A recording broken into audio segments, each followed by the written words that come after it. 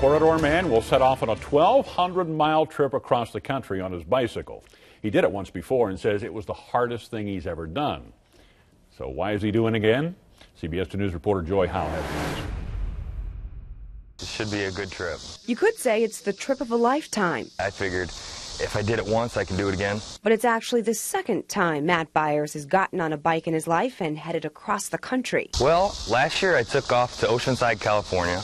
It was about 2,200 miles. When he first set out last year, it was a personal journey. But along the way, he discovered it was something more. During the 2,200-mile trip to California, Matt called a Boys and Girls Club there with a message. Told him I was going to give him my bike so some kid who doesn't have a bike could now have a bike, and there'd be a great story behind it.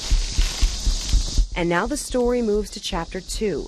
He's headed out again, this time in the opposite direction, 1,200 miles to Virginia Beach, and with a new mission. He approached us a few months ago, actually, and said that he wanted to do something good for the community. Now Matt's riding to raise $10,000 for the Boys and Girls Clubs of Cedar Rapids.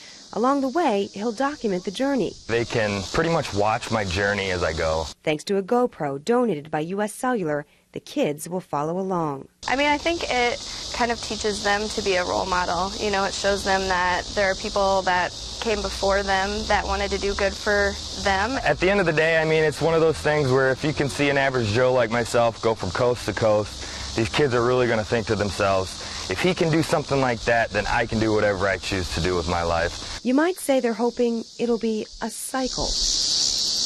That will teach them to do the same for others. And I think that's a really great thing. Covering the corridor in Cedar Rapids, Joy Howe, CBS 2 News at 6. A send-off party for Matt to kick off his fundraising will be held this Friday at 4 at the Sagwagon. Then Matt sets off for Virginia on Monday. You can donate to his GoFundMe page. A link for that is on CBS2Iowa.com.